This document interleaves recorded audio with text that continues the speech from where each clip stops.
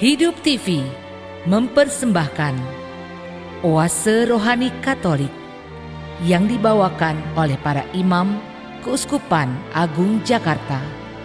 Selamat menyaksikan. Salam damai sahabat yang terkasih. Kita berjumpa kembali dalam acara Oase Rohani Katolik bersama dengan saya, Angelica Luciana. Saya berdoa semoga saudara semua dalam keadaan sehat dan senantiasa dalam kasih dan perlindungan Tuhan. Hari ini kita dalam minggu keempat Pekan Prapaskah. Dan kita bersuka cita karena di studio telah hadir bersama kita Romo Thomas Alfred Dino Lamaroang Kapusin, yang biasa akrab kita sapa dan kita kenal dengan Romo Alfred. Mari sahabat yang terkasih kita bersama menyapa Romo. Romo Alfred, salam damai, selamat datang. Apa kabarnya hari ini? Luar biasa Balusi hari ini. Semoga sahabat ORK juga sungguh mengalami keluar biasaan dari Tuhan ya. Betul, karena hari ini Romo berkenan hadir sungguh memberikan sukacita bagi kita semua. Terima kasih Romo. Sahabat yang terkasih, sebelum kita memulai permenungan pada hari ini, marilah kita satukan hati membuka dengan sebuah doa yang akan dibawakan oleh Romo Alfred. Dalam nama Bapa dan Putra dan Roh Kudus. Amin. Allah Bapa yang kekal dan kekuasa Engkau tanti-hentinya hadir menemani dan menguatkan kami. Melalui air Engkau memberikan kami kehidupan, melalui air Engkau menyembuhkan kami. Bantulah dan berkatilah kami ya Tuhan, terutama sahabat ORK dimanapun mereka berada. Semoga mereka senantiasa diberikan kesegaran baru melalui air kudus supaya mereka disucikan dan dibersihkan dari segala kesalahan dan mereka pada hari ini mendapatkan kelimpahan rahmat dan kasih setiamu. Tuhan adil dan berkatilah kami semua, kami serahkan ke dalam tangan-Mu yang berbelas kasih, demi Kristus Tuhan dan pengantara kami. Amin. Tuhan bersabda, "Kalian yang haus, datanglah ke sumber air, dan kalian yang tak mampu membayar, mari, datanglah dan minumlah dengan gembira." Sahabat yang terkasih, bacaan liturgi pada hari ini, bacaan pertama dari Nubuat Yehezkiel, dan bacaan Injil Yesus Kristus hari ini menurut Santo Yohanes. Dan saya akan membaca bacaan pertama pada hari ini. Bacaan dari Nubuat Yehezkiel, bab 47 ayat 1 sampai dengan 9 dan ayat 12. Kata Nabi, "Seorang malaikat membawa aku ke pintu bait suci, dan sungguh ada air keluar dari bawah ambang pintu bait suci dan mengalir menuju ke timur, sebab bait suci juga menghadap ke timur. Air itu mengalir dari bawah bagian samping kanan dari bait suci, sebelah selatan mezbah. Lalu malaikat itu menuntun aku keluar melalui pintu gerbang utara, dan dibawanya aku berkeliling dari luar menuju gerbang yang menghadap ke timur. Sungguh, air itu membual dari sebelah selatan. Lalu malaikat itu pergi ke arah timur dan memegang tali pengukur di tangannya. Ia mengukur 1000 hasta dan menyuruh aku masuk ke dalam air itu. Dalamnya sampai di pergelangan kaki. Ia mengukur 1000 hasta lagi dan menyuruh aku masuk sekali lagi ke dalam air itu. Sekarang sudah sampai di lutut. Kemudian ia mengukur 1000 hasta lagi dan menyuruh aku ketiga kalinya masuk ke dalam air itu. Sekarang sudah sampai di pinggang. Sekali lagi ia mengukur 1000 hasta. Dan sekarang air itu sudah menjadi sungai di mana aku tidak dapat lagi berjalan. Sebab air itu sudah meninggi sehingga orang dapat berenang. Suatu sungai yang tidak dapat diseberangi lagi. Lalu malaikat itu berkata kepadaku, "Sudahkah engkau lihat, hai anak manusia?" Kemudian ia membawa aku kembali menyusur ke tepi sungai itu. Dalam perjalanan pulang, sungguh sepanjang tepi sungai itu ada amat banyak pohon. Di sebelah sini dan di sebelah sana, malaikat itu berkata kepadaku, "Sungai ini mengalir menuju wilayah timur dan menurun ke Araba Yordan. dan bermuara di laut asin. Maka air laut yang mengandung banyak garam itu menjadi tawar. Kemana saja sungai itu mengalir, segala makhluk yang berkeriapan di dalamnya akan hidup. Ikan-ikan akan menjadi sangat banyak, sebab kemana saja air itu sampai, air laut di situ menjadi tawar. Dan kemana saja sungai itu mengalir, semua yang ada di sana hidup. Pada kedua tepi sungai itu tumbuh bermacam-macam pohon buah-buahan, yang daunnya tidak layu dan buahnya tidak habis-habis. Tiap bulan ada lagi buahnya yang baru, sebab pohon-pohon itu mendapat air di tempat kudus. Buahnya menjadi makanan dan daunnya menjadi obat. Demikianlah sabda Tuhan. Syukur kepada Allah. Mazmur tanggapan. Tuhan semesta alam menyertai kita. Kota benteng kita ialah Allah Yakub. Tuhan semesta alam menyertai kita. Kota benteng kita ialah Allah Yakub. Allah itu bagi kita tempat perlindungan dan kekuatan. Sebagai penolong dalam kesesakan sangat terbukti. Sebab itu kita tidak akan takut. Sekalipun bumi berubah, sekalipun gunung-gunung goncang di dalam laut. Tuhan semesta alam menyertai kita, kota benteng kita ialah Allah Yakub. Kota Allah, kediaman yang maha tinggi, disukakan oleh aliran-aliran sebuah sungai. Allah ada di dalamnya, kota itu tidak akan goncang. Allah akan menolongnya menjelang pagi. Tuhan semesta alam menyertai kita, kota benteng kita ialah Allah Yakub. Tuhan semesta alam menyertai kita, kota benteng kita ialah Allah Yakub. Pergilah, pandanglah pekerjaan Tuhan yang mengadakan pemusnahan di bumi. Tuhan semesta alam menyertai kita, kota benteng kita ialah Allah Yakub. Sahabat yang terkasih, sekarang marilah kita satukan hati untuk mendengarkan bacaan Injil. Terpujilah Kristus Tuhan, Raja mulia dan kekal. Terpujilah Kristus Tuhan, Raja mulia dan kekal. Ciptakanlah hati yang murni dalam diriku, ya Allah. Berilah aku sukacita karena keselamatanmu. Terpujilah Kristus Tuhan, Raja mulia dan kekal. Tuhan sertamu Dan sertamu juga. Inilah Injil Tuhan kita Yesus Kristus menurut Yohanes. Dimuliakanlah Tuhan. Pada hari raya orang Yahudi, Yesus berangkat ke Yerusalem. Di Yerusalem dekat pintu gerbang domba ada sebuah kolam yang dalam bahasa Ibrani disebut Betesda.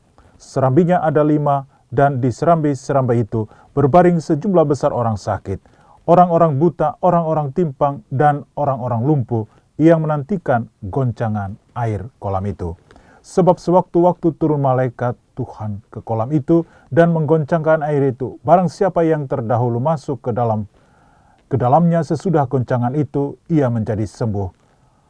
Apapun juga penyakitnya. Ada di situ seorang yang sudah 38 tahun lamanya sakit. Ketika Yesus melihat orang itu berbaring di sana, dan karena ia tahu bahwa ia telah lama dalam keadaan itu, berkatalah ia kepadanya, "Maukah engkau sembuh?"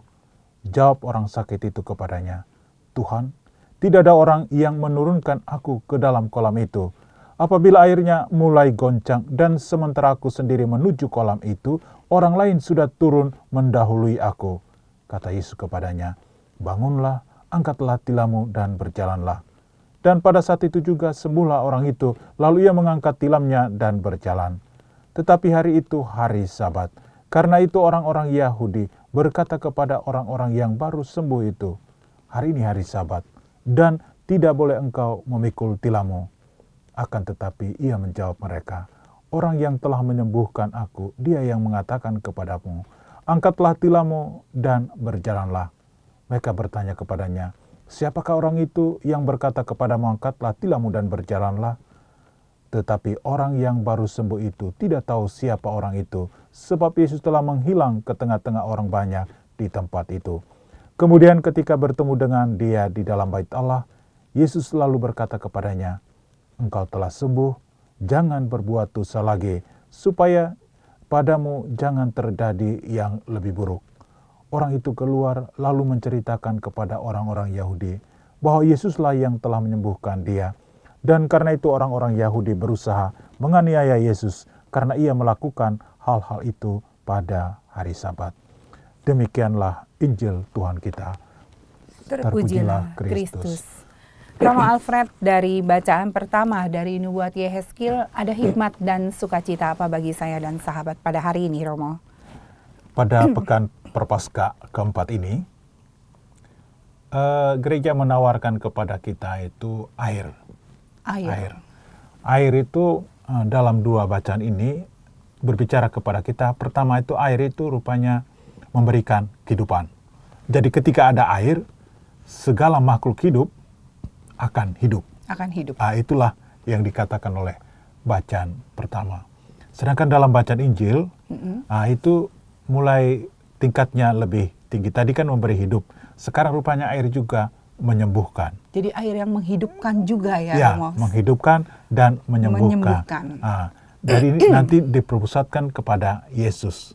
Rupanya air itu ketika bersumber dari Yesus, air itu akan menyembuhkan dan menghidupkan. Karena Yesus sendiri adalah juga sumber air kehidupan buat kita Romo ya pastinya. Jadi dalam masa Prapaskah ini kita diajak semua untuk menyadari bahwa sumber air kehidupan kita yaitu Yesus harus kita raih sepenuhnya ya Romo. Bagaimana caranya kita dalam masa Prapaskah ini untuk bisa mengimani dan mendapatkan air sebagai sumber kehidupan bagi kita semua, Romo? Jadi itu kita mulai dari nubuat Yehezkiel tadi. Iya. Dia bilang ke sini, Yehezkiel itu dibawa oleh malaikat dalam penglihatan. Masuk ke bait Allah, dan dia mulai lihat, dari bait Allah itu ada sumber mata air.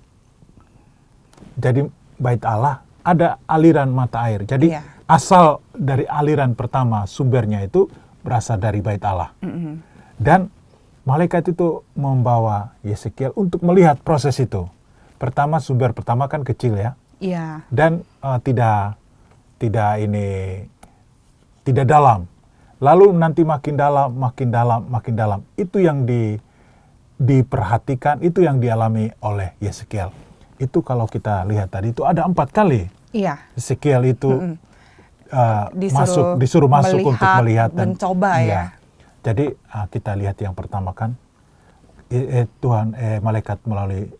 malaikat itu katakan kepada Yehezkiel, lihat sumber airnya berasal dari bait Allah ini. Sekarang mengalir. Coba kamu lihat ini, pertama itu kayak nggak ada bekasnya sama sekali. Kecil. 1000 hasta saya ukur, sekarang silakan masuk. Lihat pertama itu pergelangan kaki. Berarti sangat hanya berapa senti? Sedikit. Sedikit. Lalu 1000 hasta lagi, makin naik. Lutut. Berarti taraf dari mata kaki ke lutut itu udah lumayan tinggi. Iya. Kemudian sampai ke pinggang. Baru terakhir sampai tidak bisa terinjak. Tindak lagi. Berarti ini rupanya dalam proses ini air itu berawal dari bait Allah yang kecil, tapi dia akan menjadi besar dalam proses itu.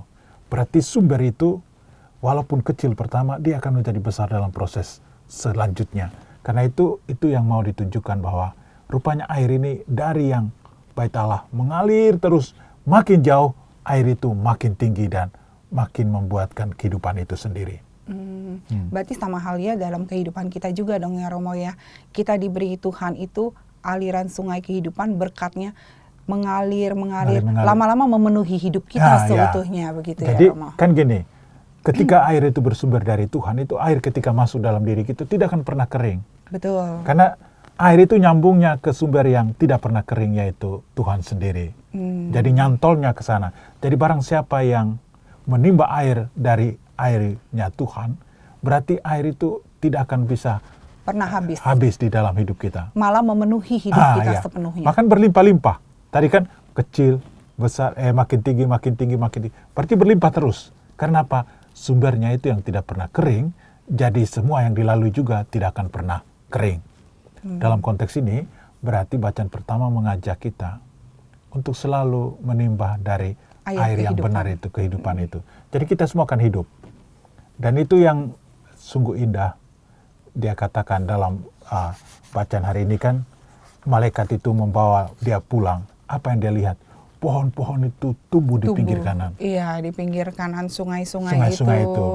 Nah, dan ingat, pohon-pohon ini menimba air dari sama.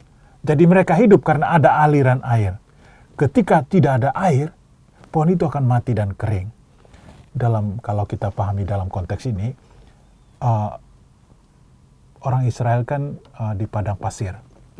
Air susah sekali. Benar. Nah, tapi ketika ada air yang semacam begini, berarti di situ ada air, di situ ada kehidupan. Di situ tidak ada air, berarti tidak ada kehidupan. Konteks orang Indonesia agak susah. Mengapa? Karena kita punya musim yang kemarau dan tapi pasti. Kemudian kita itu punya air sungai yang luar biasa banyak. Jadi kita nggak begitu mengalami betapa pentingnya sumber air itu. Oh, maksud Romo tidak pernah mengalami kekeringan gitu ya. Tapi ketika kita misalnya di daerah yang kering itu, kita tahu bahwa air itu sungguh suatu yang sangat berharga sekali. Karena semua orang, binatang, pohon-pohon semua itu tergantung dari air itu. Tanpa air tidak bisa hidup. Jadi memang ini mau ditunjukkan bahwa kehidupan itu karena ada yang namanya air. Air itu mengalirkan kehidupan bagi semua. Romo, berarti kalau yang saya tangkap dari bacaan pada hari ini ya, air itu sudah mengalir sungai dan memberikan kehidupan di sekitarnya ya Romo. Pohon-pohon, tumbuhan-tumbuhan, dan mereka menghasilkan buah. Berarti sama halnya dengan kita dong Romo. Kita kalau sudah dialirkan air kehidupan dalam diri kita, kita juga harus memberikan kehidupan bagi sekeliling kita dong dengan buah-buah iman kita. Begitu bukan Romo? Jadi kita ini kan kayak pohon tadi. Kita udah ambil air dari sana. Pohon itu menjadi hidup. Apa yang dihasilkan itulah buah. Buah itu yang dinikmati orang. Demikian pun dalam hidup kita ketika kita bersumber dari air itu, kita juga akan seperti pohon tumbuh makin besar. Dan ingat, kita juga akan menghasilkan buah. Dalam perkataan, dalam tindakan kita, buah itu memberikan kehidupan bagi orang lain lagi. Berarti inilah lingkaran kehidupan. Kita terima dari Tuhan, kita hidup, kita kasih juga dengan yang lain. Supaya mereka juga memperoleh kehidupan dari kehidupan yang kita terima dari Tuhan tadi. Berarti pas dengan masa Prapaskah pada saat-saat sekarang ini ya Romo. Makanya kalau kita hubungkan dengan masa Prapaskah kan masa Prapaskah itu kan masa pantang dan puasa. Jadi itu kita hanya menyerahkan mencantolkan hidup kita kepada sumber Tuhan, biar kita juga memberikan kehidupan bagi orang lain. Itu bukan dari diri kita, tapi dari Tuhan sendiri. Romo, apa yang bisa kita lakukan untuk kita bisa menerima air kehidupan dan kita bisa berbuah, menghasilkan buah-buah kehidupan, kebaikan-kebaikan buat di sekeliling kita, khususnya dalam masa Prapaskah ini, Romo? Jadi dalam masa Prapaskah ini kan gereja menuntut kita untuk melakukan pantang, puasa, amal, dan doa kan? Ketika kita melakukan kepenuhan ini, misalnya pantang dan puasa, apa yang kita pantang dan puasa itu kan, itu sebenarnya kita berikan kepada orang miskin. Yang lebih memerlukan. Kan ini kita merem diri kita untuk tidak makan sendiri itu seharusnya. Lalu kita bagi itu kepada orang lain. Karena kita percaya bahwa apa yang kita miliki ini kan berasal dari Tuhan ini. Seperti pohon sudah menerima dari air hidup. Sekarang dia berbuah. Jadi buahnya itu bukan dia makan sendiri. Pohon kan tidak pernah makan buah sendiri. Dia malah berbuah untuk orang lain. Untuk burung, untuk manusia, untuk binatang yang lain. Dan demikian pun kita seperti pohon.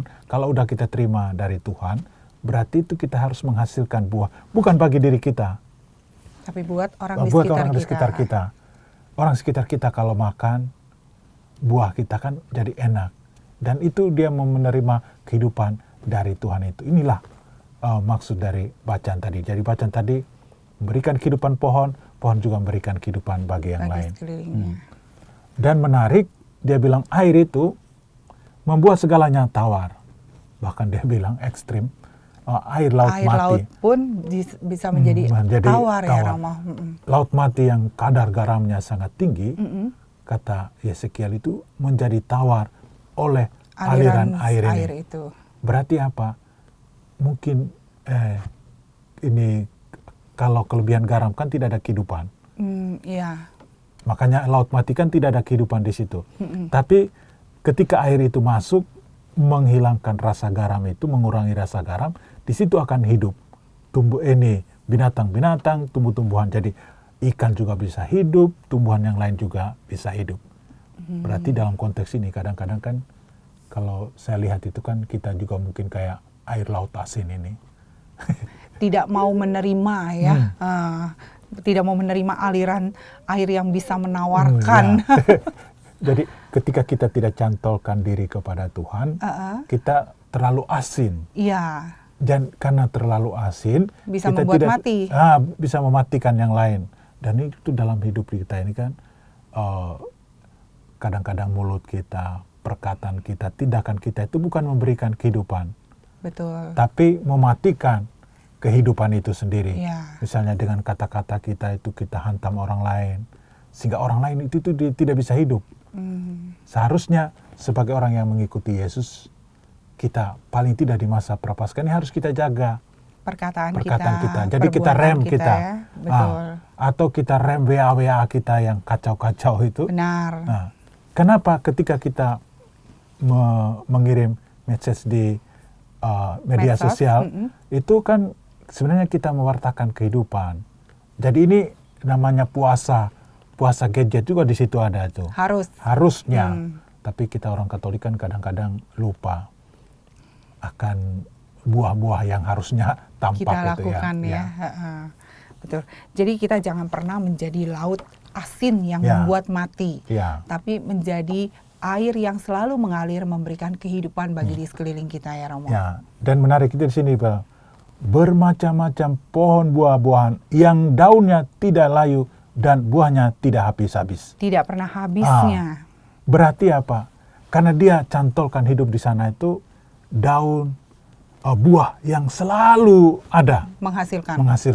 Demikian pun kalau kita dalam hidup kita, kalau kita sungguh-sungguh mencantolkan hidup kepada Tuhan, itu buah hidup kita tidak akan pernah habis. Tidak pernah ada habisnya. Terus-menerus kita terus-menerus menghasilkan buah ya. Kehidupan kita sendiri juga tidak mati. Betul. Oleh memberi kepada yang lain kita tidak mati, tapi kita malah makin hidup. Makin memberi, makin hidup. Dan buah yang tidak akan habis-habis itu katanya. Benar. Dan malah lebih bagusnya lagi di ayat terakhir adalah buahnya menjadi makanan dan daunnya menjadi obat. Artinya sangat berguna sekali memberikan kehidupan. Ya. Jadi apapun yang dihasilkan pohon itu memberikan segala-galanya. Buahnya dimakan, daunnya obat. Berarti memang bermanfaat semua. Iya. Berarti dalam hidup kita, kalau kita seperti pohon ini, harusnya kita juga memberi makan, karena buah kan, dan juga memberikan penyembuhan. Ya, memberikan penyembuhan, semangat, memberikan semangat juga merupakan penyembuhan ya Romo ya. Makanya misalnya bulan ini, bulan Prapaskah ini, oke, saya mau seperti pohon yang berbuah dan pohon yang daunnya ada obat. Berarti media sosial yang saya pakai itu untuk memakai dua hal ini. Mewartakan kabar sukacita yang baik. Yang menyembuhkan. Betul. Misalnya lagi ada orang sakit, kita kirim doa. Saya berdoa semoga engkau sembuh. Ya. Dia lagi banyak masalah. Saya bawa dalam doa biar kamu bisa selesai dari masalah-masalahmu. Nah, itu yang namanya memberikan kehidupan ya, itu. memberikan semangat ya Romo ya. Luar biasa. Jadi Romo bisa memberikan kesimpulan sedikit sebelum kita mengakhiri di sesi yang pertama. Untuk kita menjadi air hidup yang kita sudah peroleh, air kehidupan dari Tuhan yang sesungguhnya. Jadi pertama dari bacaan ini, kita belajar bahwa kita hidup bukan karena kita sendiri, tapi kita hidup karena mengambil air hidup dari Tuhan. Dari bait suci, itu kalau air itu mengalir dalam hidup kita itu memiliki hidup yang luar biasa. Tidak akan pernah kering. Hidup kita itu bermakna dan sungguh luar biasa. Itu yang kita terima. Lalu ketika sudah kita terima hidup dari Tuhan, hendaknya kita juga memberikan hidup itu bagi orang lain, bagi dunia sekitar. Seperti pohon tadi, karena dia menerima dari sumber air dari Tuhan, karena itu dia buahnya bisa dimakan, daunnya menjadi obat. Berapa? Dalam hidup itu dia selalu memberikan makanan untuk orang hidup dan juga bisa menyembuhkan orang yang macam-macam. Berarti dalam hidup ini kita seperti pohon. Kalau udah kita terima dari Tuhan, hendaknya pertama kita lakukan adalah mulut, tindakan, perbuatan kita itu memberi makan bagi orang. Contoh, orang lagi sakit, kita memberi makan dengan apa? Dengan doa, dengan kata-kata bijak, dengan hal-hal yang positif, membangkitkan semangat orang itu. Lalu mereka yang lagi sakit, kita kirim hal-hal yang membuat dia sembuh dari penyakitnya. Seharusnya itu yang kita lakukan dalam proses ini. Tapi apakah kita mampu? Jangan-jangan kita terima dari Tuhan penuh, tapi kita nggak kasih dengan orang. Baginya sedikit-sedikit itu nggak boleh. Betul.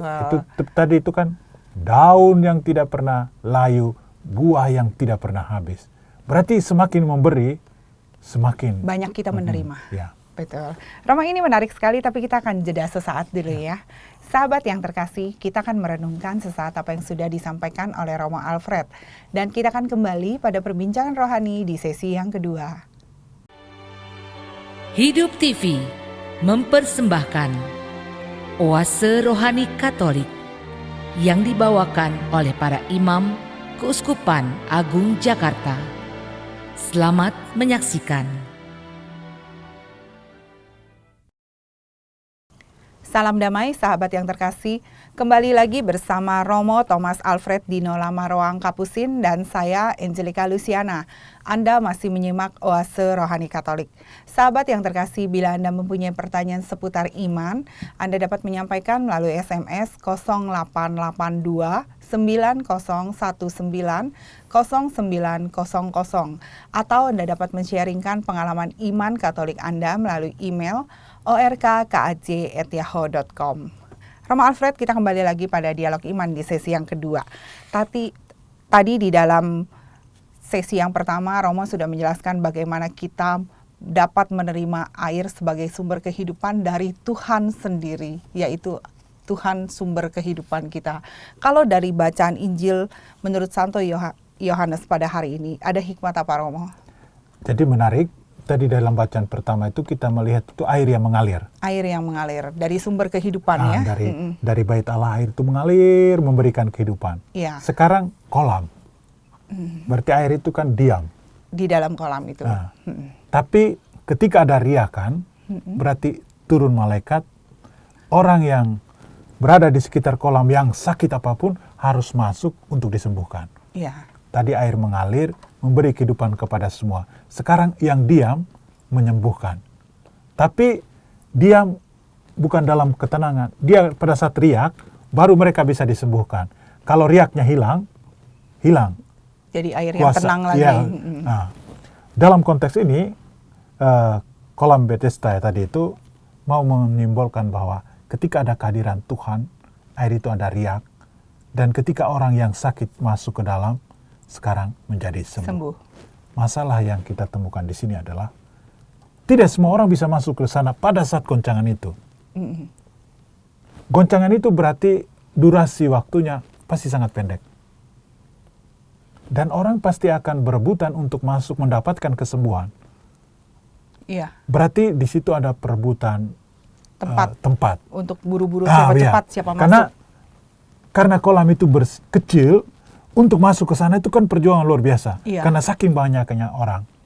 Berarti dalam proses ini, ada perebutan, macam-macam hal terjadi menuju kolam itu. Ada orang yang bisa cepat sampai, ada yang tidak sampai-sampai. Iya. Seperti kita tahu Seperti hari yang ini, contoh pada bacaan ini iya, ya Romo. orang lumpuh itu tidak sembuh berapa tahun?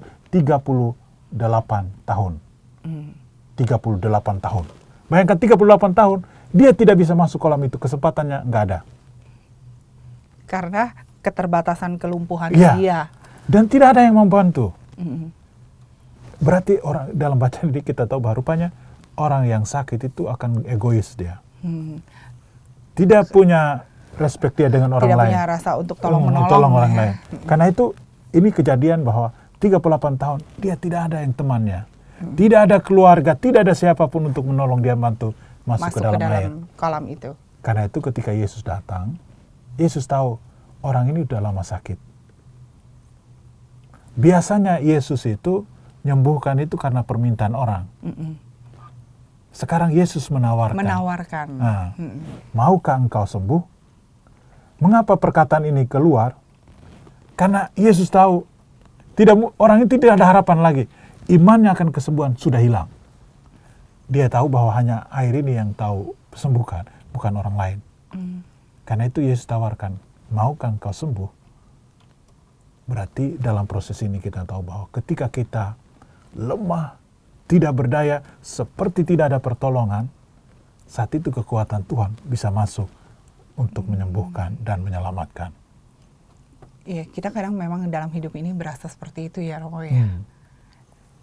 Contoh, misalnya ketika penyakit kita, ketika kesulitan kita udah sampai taraf tertinggi, kita udah cari ke sana ke sini, nggak ada yang menolong. Seolah-olah semua jalan keluar tertutup. Tertutup.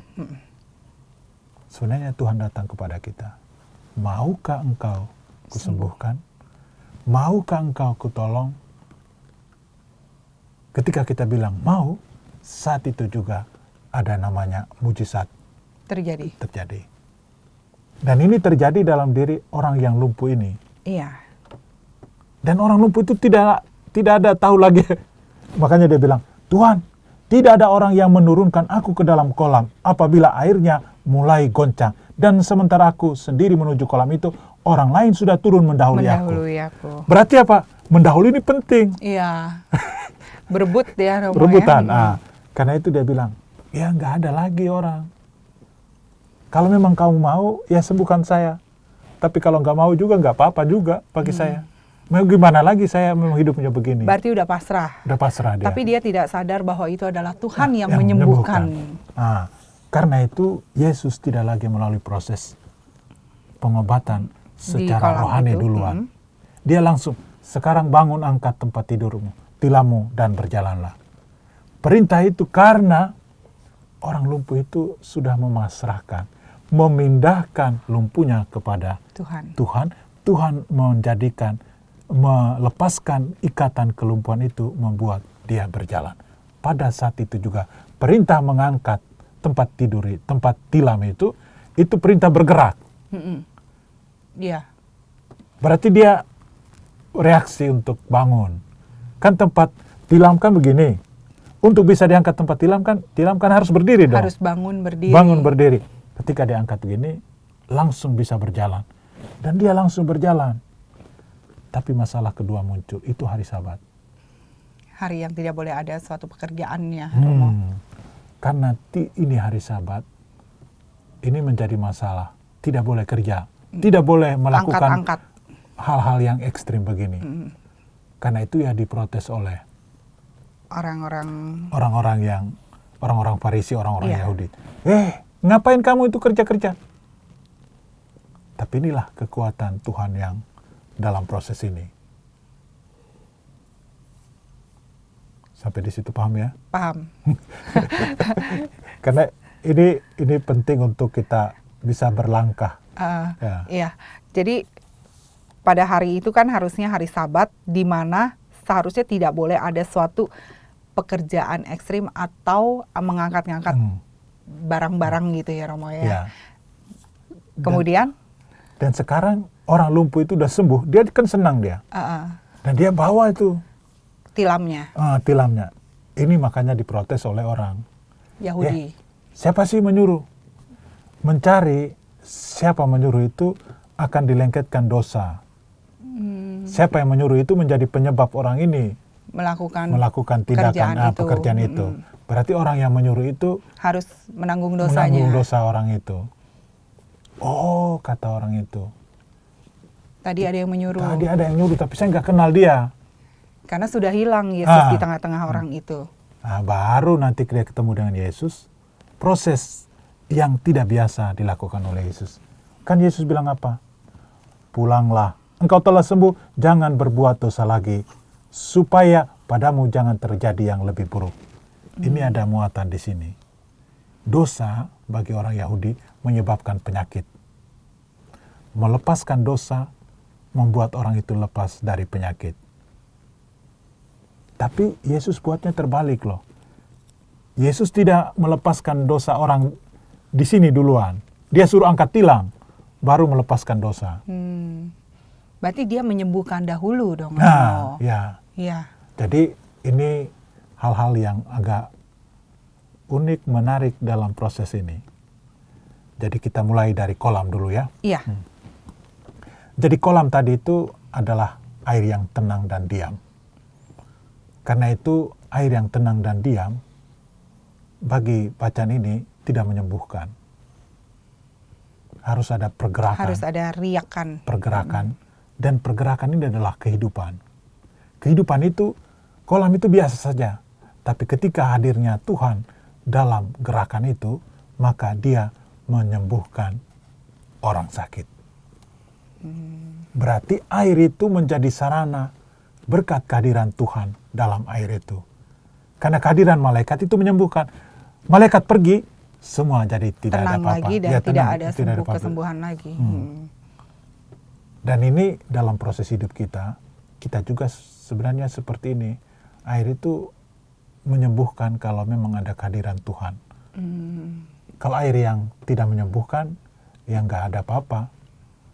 Berarti kita sebagai anak Tuhan, kalau kita menyadari bahwa Tuhan hadir dalam hidup kita, kita harus bisa melakukan sesuatu yang bisa menyembuhkan atau memberikan kehidupan bagi sekeliling kita, Romo. Jadi dalam konteks ini kan kayak gereja kita ya, memberkati sesuatu pakai air kudus.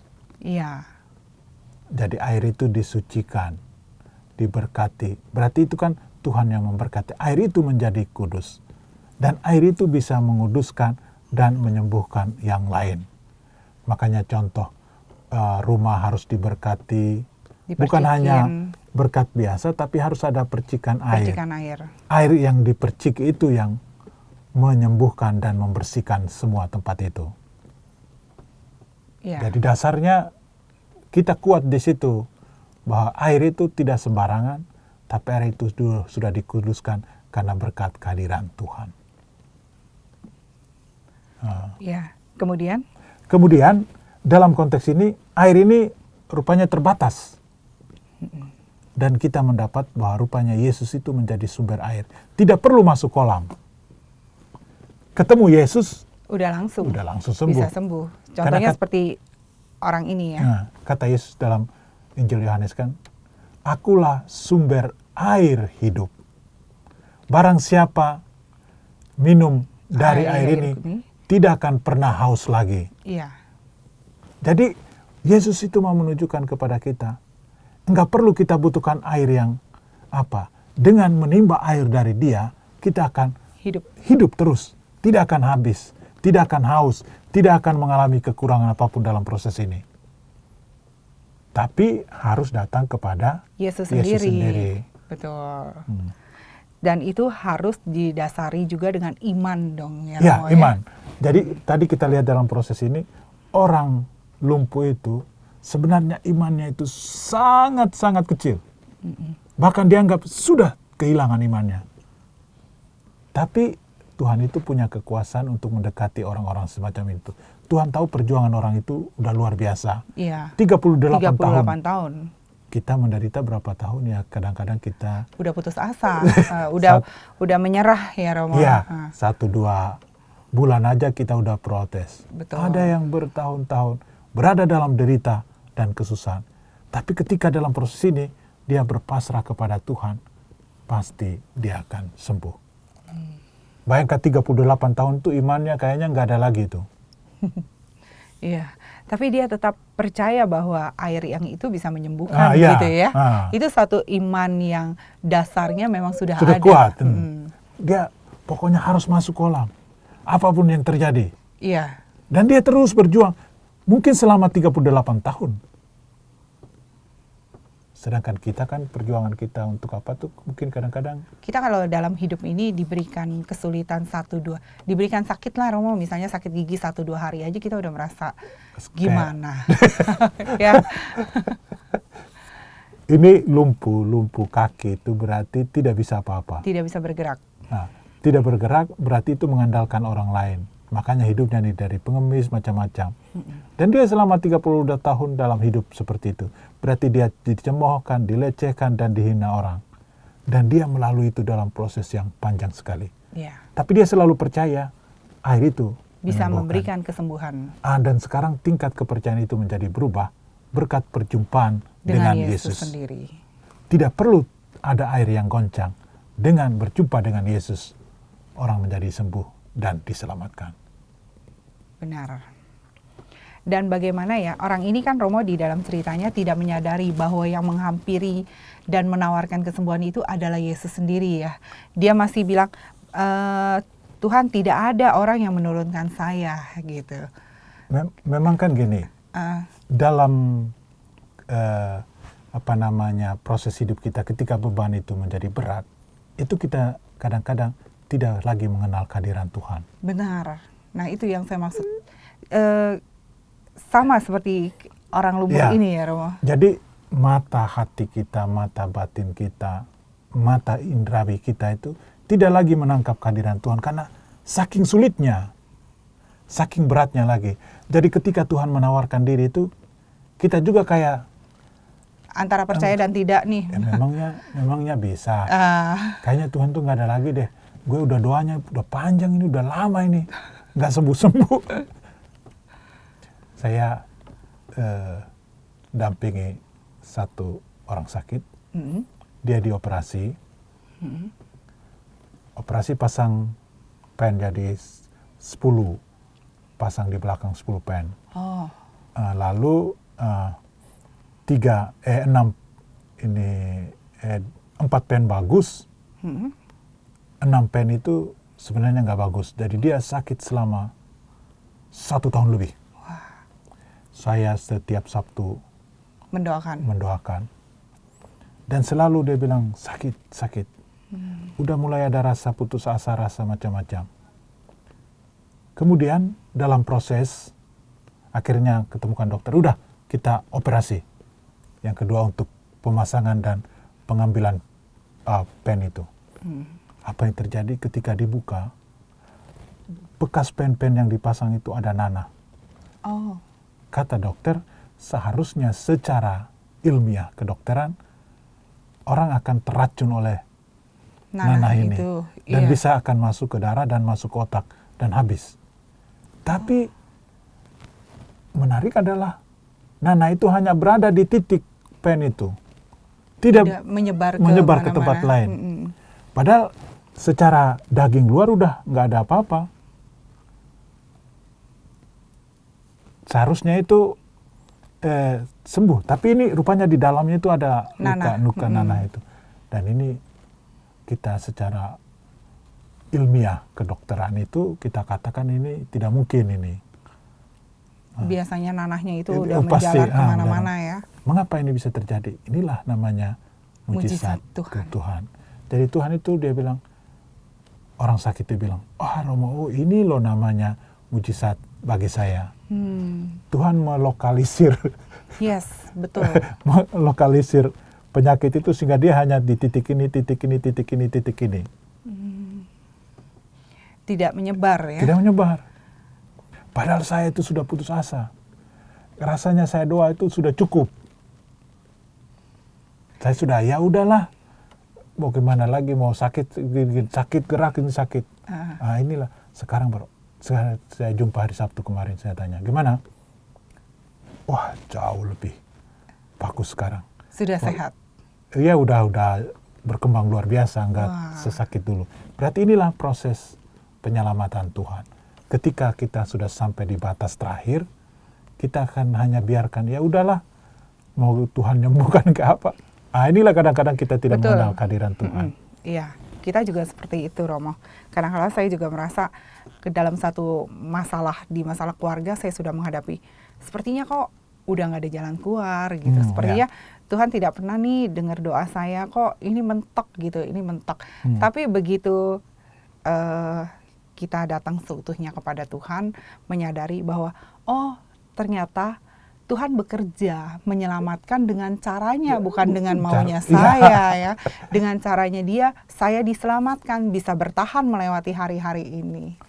Jadi itulah caranya Tuhan itu yang kita nggak mengerti. Betul. Karena itu dalam proses ini, kadang kita mulai lemah dalam berjuang. Coba kita belajar dari orang lumpuh itu. Dia selalu berharap. Dan dia percaya bahwa air yang riak itu akan menyembuhkan dia. Itulah harapan dia.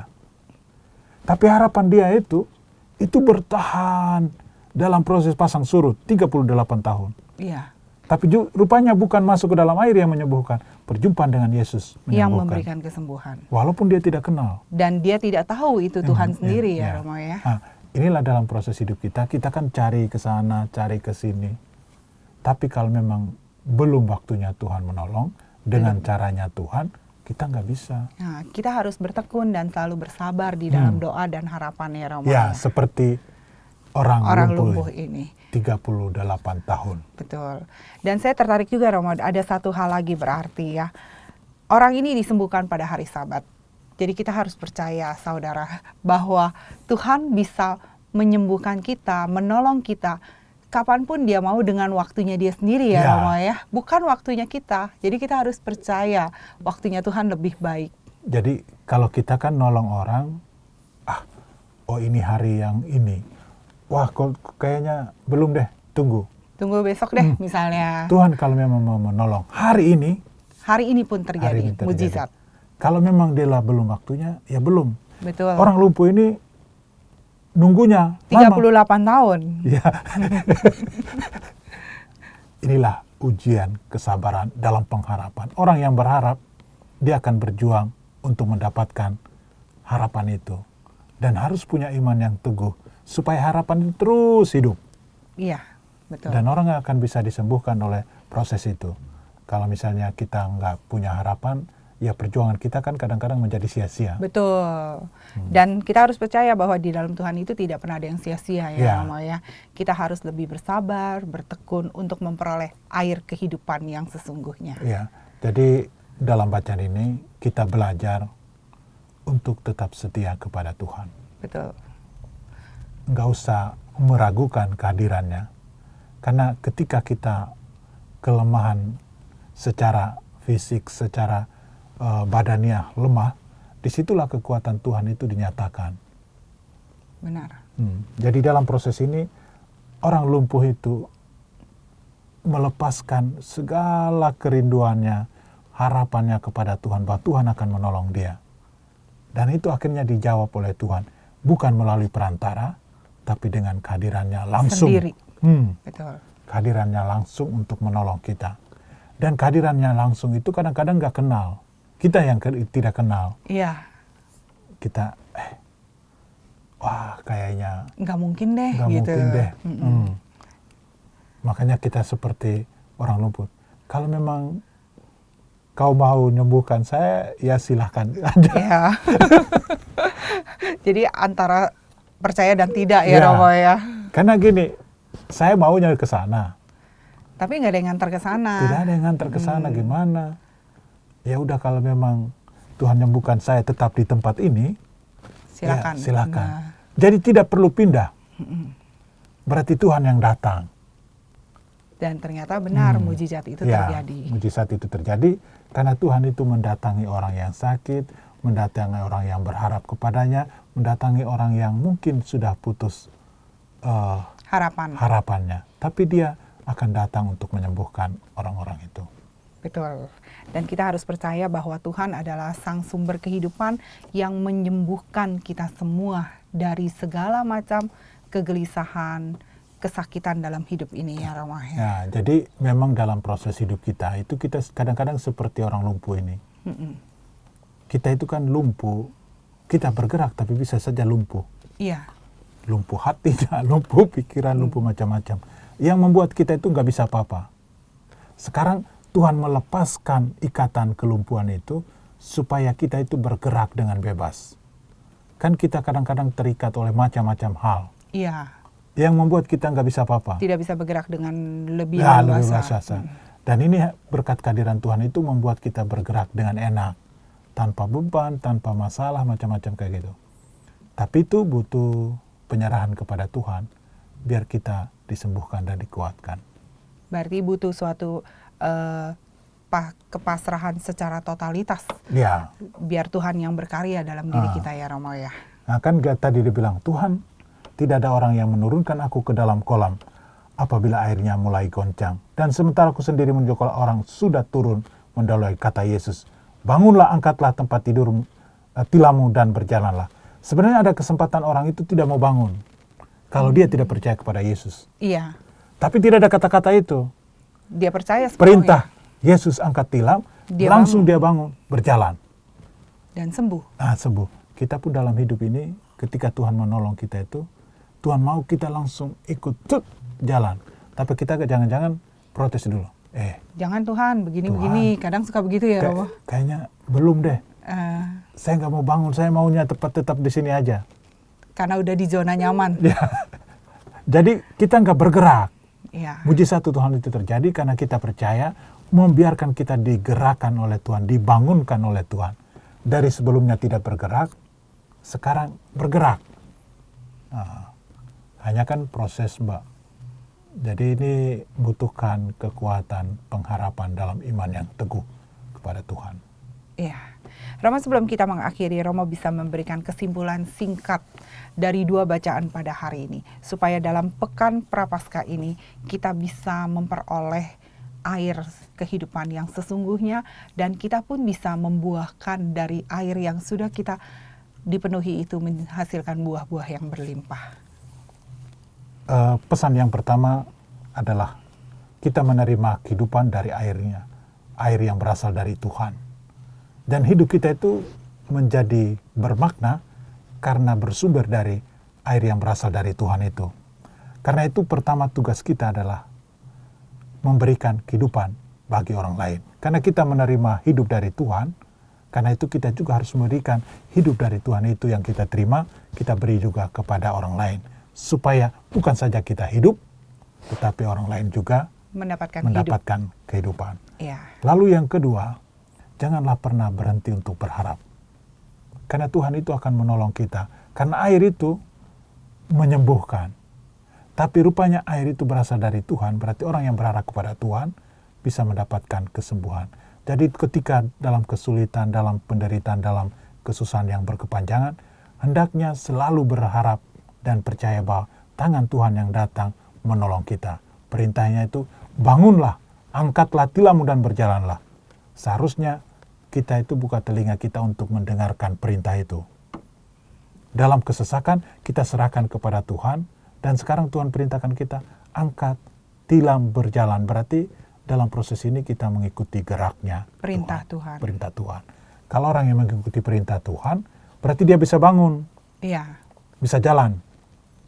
Tapi kalau nggak dengar, nggak bisa. Iya. Jadi di pilihan kita ya Romo ya. Ya.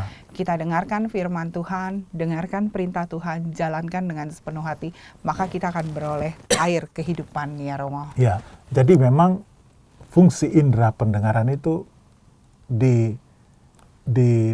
dimaknai secara baru. Dia, orang lumpuh tadi itu dengar, bangun, angkatlah tilammu. Kata perintah ini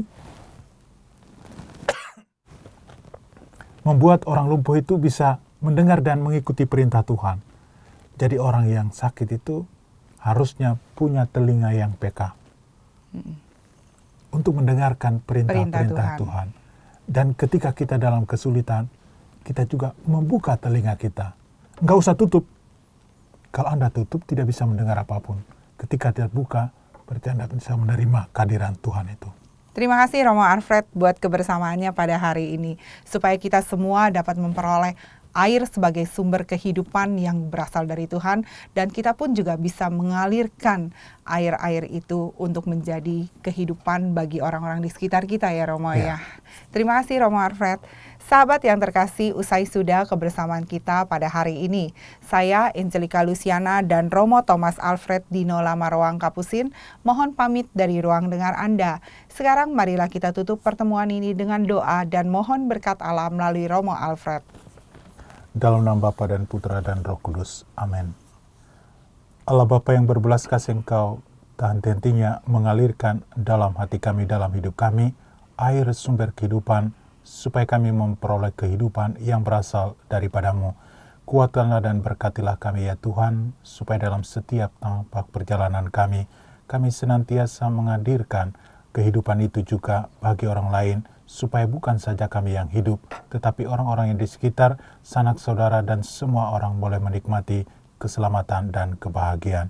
Berikanlah kami kemampuan, kepekaan untuk mendengarkan perintah-Mu ya Tuhan, supaya kami boleh menyerahkan hidup kami kepadamu. Angkatlah setiap derita dan kesusahan, terutama sahabat-sahabat ORK dimanapun mereka berada. Kami membawa ke segala kesusahan, segala derita, segala kesusahan dan kesulitan mereka, seperti orang yang lumpuh selama 38 tahun. Kami bawa mereka ke hadapan-Mu ya Tuhan. Semoga mereka tidak berhenti berharap pada kebaikan dan kasih-Mu yang menyelamatkan. Datanglah dan perintahkan kepada mereka ya Tuhan, bangunlah dan berjalanlah. Semoga mereka mengikuti perintah-Mu, mereka bergerak, memperoleh mujizat, dan mendapatkan kebahagiaan dan sukacita. Berkatilah dan lindungilah kami ya Tuhan, karena kami percaya hanya dalam nama-Mu kami memperoleh keselamatan dan kekuatan demi Kristus Tuhan dan pengantara kami. Amin. Tuhan sertamu dan sertamu juga. Semoga keluarga kita sekalian, segala doa harapan perjuangan kita, sahabat-sahabat ORK dimanapun berada, senantiasa diberkati oleh Allah Bapa yang Maha Kuasa, Bapa dan Putra dan Roh Kudus. Amin. Semoga kita semua dapat menjadi garam dan terang kasih Tuhan bagi sesama. Amalkan Pancasila, kita berhikmat, bangsa bermartabat. Demikianlah Oase Rohani Katolik yang dibawakan oleh para imam Keuskupan Agung Jakarta. Tuhan memberkati.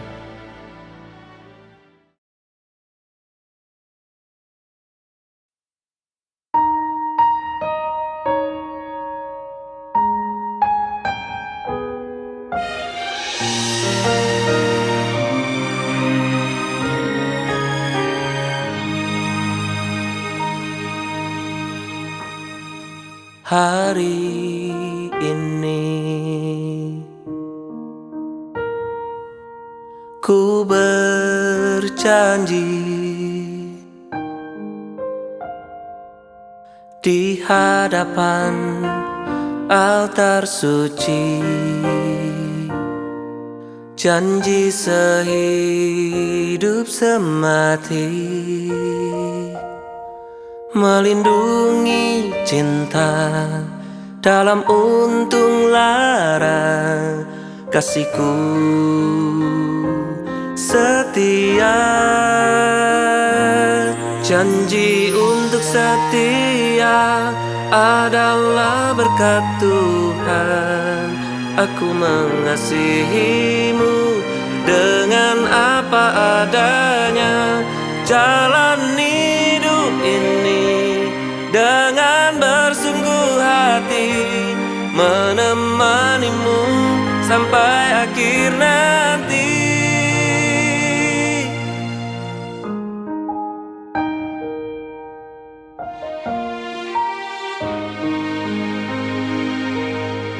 Hari ini, hari suci, ku jalani